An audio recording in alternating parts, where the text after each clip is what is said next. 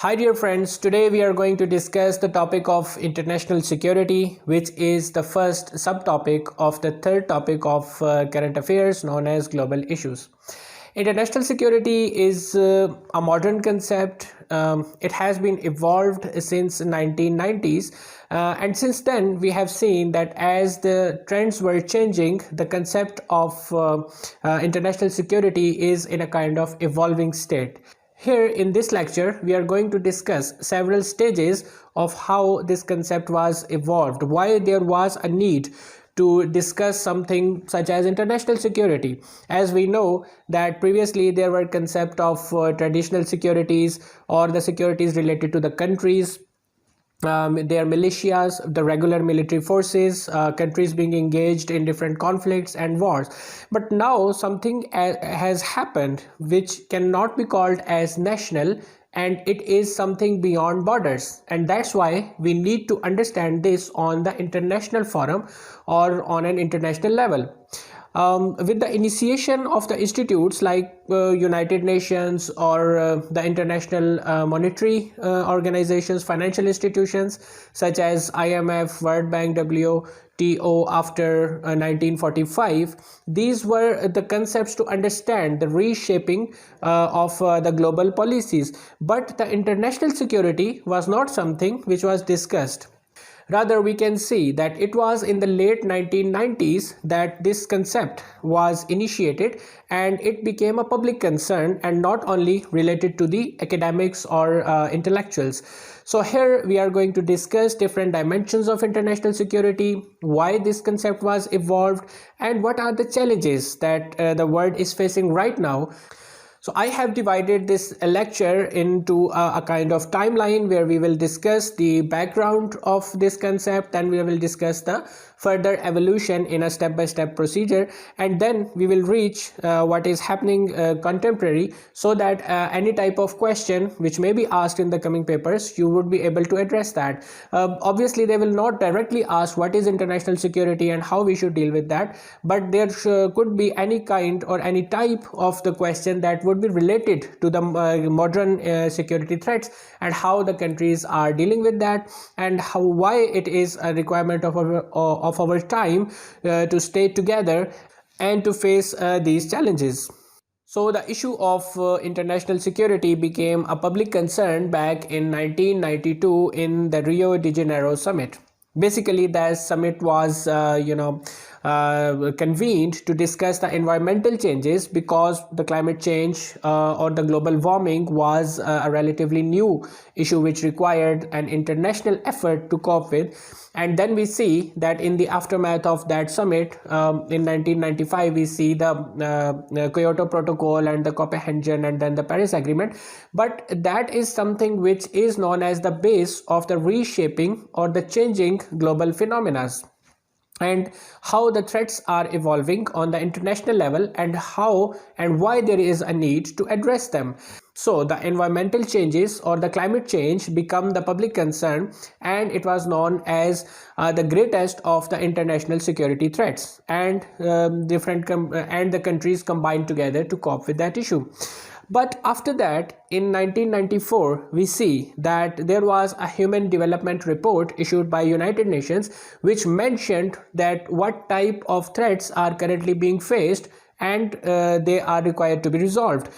So here I am going to discuss the important points of that report so that you may understand what this report was about. Number one is investing in the human development, not in arms.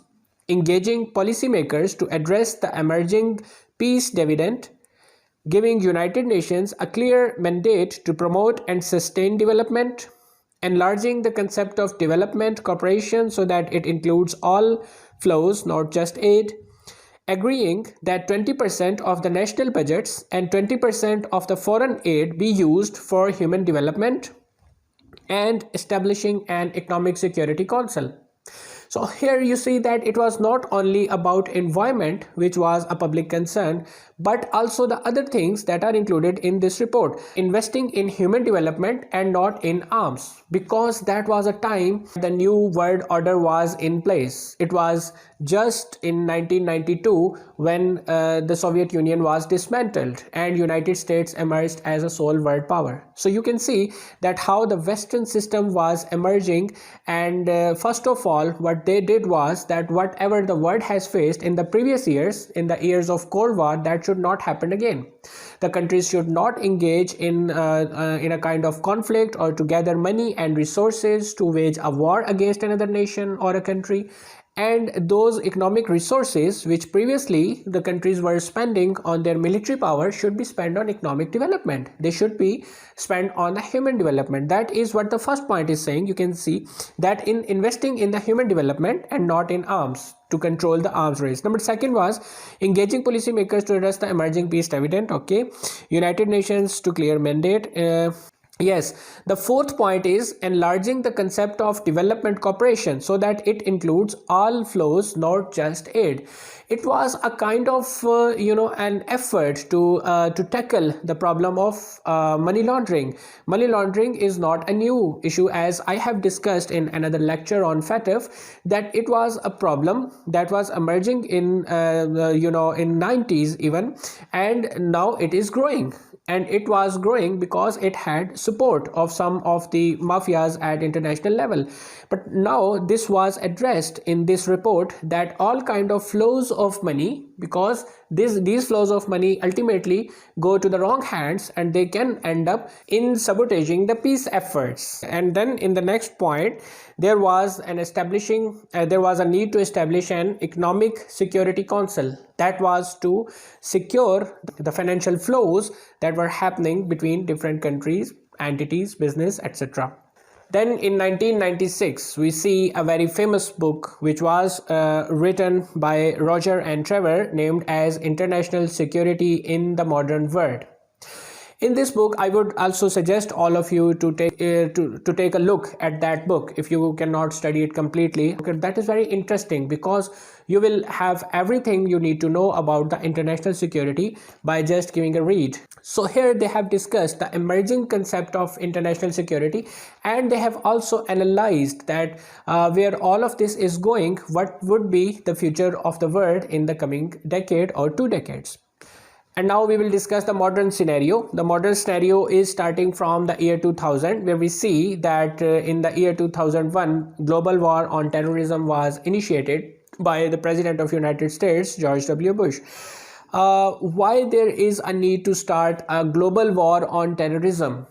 Why we cannot fight the only country or a state or a militia which is responsible for that specific act of 9/11 that happened? Because now this was not only something between 2 countries or 2 states. This was something between 2 ideologies. Ideologies have no specific borders, and the threats have no specific borders as well. This is the first time when terrorism emerged as an activity beyond borders. We have seen that not only they were not only residing in Afghanistan, but they were a militia. They can move to Iran, Pakistan, Iraq and Syria or elsewhere. So now there was a need to deal with that threat. So we have seen a global effort that different countries united and they gathered to cope with the challenge. So that is the first point in modern scenario. And the second point is about the social media emergence. It was in the year 2003 or 4 when we have seen the emergence of social media, the initiation of social media, the giant social media websites such as Twitter and Facebook, and the messaging apps known as WhatsApp. All of that was emerged in that period.